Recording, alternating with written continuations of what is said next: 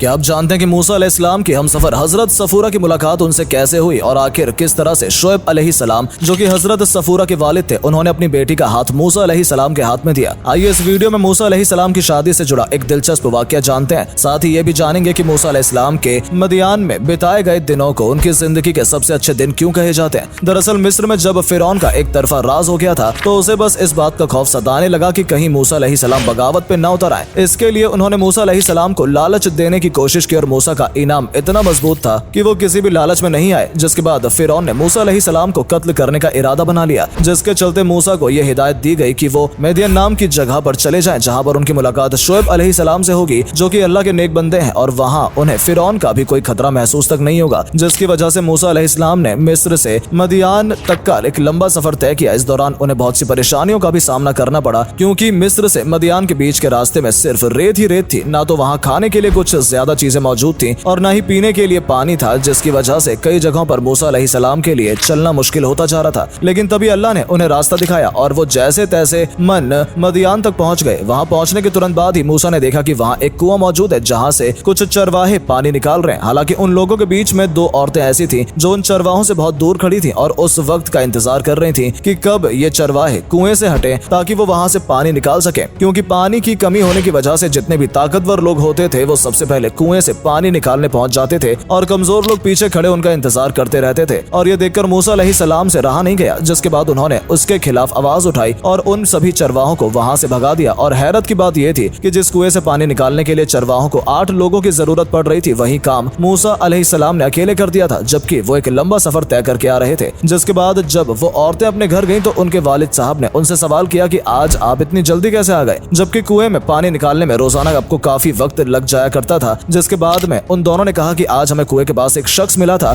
जो हमारे लिए खड़ा रहा और उसने चरवाहों से पहले हमें कुएं से पानी निकालने की इजाजत दी। अब ये सुनने के बाद उनके वालिद साहब काफी हैरान हो गए कि आखिर ऐसा कौन अल्लाह का बंदा आया है जो कमजोरों के साथ खड़ा होता है और उनके लिए आवाज उठाता है। जिसके बाद उन्होंने अपनी दोनों बेटियों से कहा कि आप उस शख्स को मेरे पास ले आइए ताकि मैं उसे इस चीज का इनाम दे सकूं। जिसके बाद उनकी एक बेटी मूसा अलैहिस्सलाम को बुलाने के लिए चली जाती है और उनसे मिलकर कहती है कि मेरे वालिद चाहते हैं कि आप उनसे मुलाकात करें ताकि वो आपको आपके किए का इनाम दे सके। हालांकि ये सुनने के बाद मूसा अलैहिस्सलाम ने इनकार कर दिया और कहा कि मैं किसी भी तरह का बदला नहीं चाहता हूँ। लेकिन जब उन्होंने बताया कि उनके वालिद का नाम हजरत शोएब है तो ये सुनने के बाद मूसा अलैहिस्सलाम उनके साथ चल पड़े, क्योंकि वो खुद मदियान शोएब अलैहिस्सलाम से ही मिलने आए थे। और जब उन्हें पता चला कि उन्होंने जिनकी मदद की है वो दोनों औरतें शोएब अलैहिस्सलाम की ही बेटी हैं, तो वो उनसे मिलने पहुंच गए। और वहां जाते ही सबसे पहले शोएब अलैहिस्सलाम ने मूसा से कहा कि तुम्हें देखकर ऐसा लग रहा है कि तुम काफी लंबा सफर तय करके आए हो, इसलिए आओ पहले कुछ खा लो। लेकिन मूसा अलैहिस्सलाम ने कहा कि अगर आप खाना खिलाकर मेरे किए का बदला उतारना चाहते हैं तो फिर मैं खाना नहीं खाऊंगा। लेकिन जब हजरत शोएब ने उन्हें समझाया तो फिर दोनों ने साथ बैठकर खाना खाया। और मिस्र में फिरौन किस तरह से अपना कहर बरपा रहा है इसके बारे में दोनों ने काफी लंबी बातचीत की। इसके बाद मूसा अलैहिस्सलाम खाना खाने के बाद हजरत शोएब के घर से जाने लगे कि तभी हजरत शोएब की बेटी सफूरा ने कहा कि बाबा अगर आपकी इजाजत हो तो क्या हम मूसा को अपने घर में जगह दे सकते हैं, क्योंकि ये हमारे भेड़ों की देखभाल भी अच्छे से करेंगे और मैंने आज तक इनके जैसा ताकतवर और इज्जतदार इंसान नहीं देखा। जिसके बाद हजरत शोएब ने सफूरा से सवाल किया कि आपको कैसे पता कि मूसा ताकतवर और इज्जतदार है। जिसके जवाब में उन्होंने बताया कि जिस कुएं के पानी को निकालने के लिए 8 लोगों की जरूरत पड़ती थी वो काम मूसा ने अकेले ही कर दिया। और जब मैं उन्हें आपके पास लेकर आ रही थी तब मुझसे बात करते वक्त उनकी आंखें झुकी हुई थी और उन्होंने मेरे चेहरे की तरफ देखने की कोशिश भी नहीं की। ये सुनने के बाद हजरत शोएब काफी ज्यादा खुश हुए और उन्होंने सीधा पूछ लिया कि मूसा क्या तुम मेरी बेटी का हाथ थामोगे। जिसके जवाब में मूसा अलैहिस्सलाम ने हाँ कह दिया और फिर मूसा अलैहिस्सलाम और हजरत सफूरा का निकाह हो गया, क्योंकि मूसा अलैहिस्सलाम किसी भी सूरत में हजरत शोएब के हुक्म को नहीं टाल सकते थे। इसलिए उन्होंने उनकी बात मानी और हजरत सफूरा से निकाह करने के बाद मूसा अलैहिस्सलाम को रहने के लिए छत भी मिल गई। जिसके बाद कई सालों तक मूसा अलैहिस्सलाम ने मदियान में ही अपना वक्त गुजारा। और ऐसा कहा जाता है कि हजरत सफूरा के साथ बिताए गए मादियन के वो दिन मूसा अलैहिस्सलाम की जिंदगी के सबसे बेहतर दिनों में से एक थे, जब उन्होंने मदियान में रहकर हजरत शोएब अलैहिस्सलाम के साथ वक्त बिताया और कई जरूरी बातों को सीखा। और इतना ही नहीं बल्कि मदियान एक ऐसी खूबसूरत जगह थी जहाँ पर लजीज फलों से लेकर जरूरत की हर चीज मौजूद थी। और इतनी खूबसूरत जगह पर मूसा अलैहिस्सलाम के 10 साल कैसे गुजर गए उन्हें भी अंदाजा नहीं हुआ। लेकिन मूसा अलैहिस्सलाम के लिए अब ज्यादा वक्त तक मदियान में रहना अब सही नहीं था, क्योंकि दूसरी तरफ फिरौन का कहर बढ़ता ही जा रहा था और मूसा अलैहिस्सलाम ही वो शख्स थे जिन्हें अल्लाह ताला ने फिरौन से लड़ने के लिए जमीन पर भेजा था। और ये बात कहीं ना कहीं मूसा अलैहिस्सलाम को भी पता थी। इसलिए जब उन्हें अपनी जिम्मेदारियों का एहसास हुआ तो उन्होंने मदियान जैसी खूबसूरत जगह को छोड़ने का फैसला किया। हालांकि शुरुआत में तो हजरत शोएब ने उन्हें इस बात की इजाजत नहीं दी, लेकिन जब उन्होंने समझाया कि उनका मिस्र पहुंचना बहुत ज्यादा जरूरी है तो शोएब शोएब अलैहिस्सलाम भी उनकी इस बात को मान गए और उसके बाद मूसा अलैहिस्सलाम अपने हमसफर हजरत सफूरा के साथ मिस्र की तरफ रवाना हो गए, जिससे हमें यह भी सीखने को मिलता है कि नाइंसाफी दुनिया में भले ही कहीं भी क्यों ना हो, हमें उसके खिलाफ आवाज जरूर उठानी चाहिए। क्योंकि मूसा अलैहिस्सलाम भी मदियान में अपनी जिंदगी के सबसे अच्छे दिन गुजार रहे थे, लेकिन इसके बावजूद भी उन्होंने मदियान छोड़कर दोबारा मिस्र जाने का फैसला किया, जहाँ से वो खुद फिरौन से बचकर आए थे। लेकिन जब उन्हें लगा कि उनकी जरूरत मदियान में नहीं बल्कि मिस्र में है, तो वो तुरंत मिस्र के लिए रवाना हो गए। तो दोस्तों फिलहाल वीडियो में सिर्फ इतना ही, और हम उम्मीद करते हैं कि इस वीडियो को अगर आपने ध्यान से सुना भी है तो आप ये बात अच्छे से जान गए होंगे कि हजरत सफूरा की मुलाकात मूसा अलैहिस्सलाम से पहली बार किस तरह से हुई थी और दोनों ने कैसे निकाह किया था। साथ ही अब आप ये भी जान गए होंगे कि मदियान में बिताए गए मूसा अलैहिस्सलाम के वो 10 साल उनकी जिंदगी के सबसे अच्छे दिनों में से क्यों गिने जाते हैं। तो अगर आपको ये वीडियो पसंद आई हो, तो वीडियो के जरिए कुछ जानने का मौका मिला हो, तो इसे अपने दोस्तों के साथ भी जरूर शेयर करें ताकि उन तक भी ये जरूरी जानकारी पहुंच सके। इसके अलावा अगर आप हमारी वीडियो को फेसबुक पर देख रहे हैं तो हमारे फेसबुक पेज को भी फॉलो जरूर कर लें ताकि ऐसी ही वीडियोस आप तक पहुंचती रहे। धन्यवाद।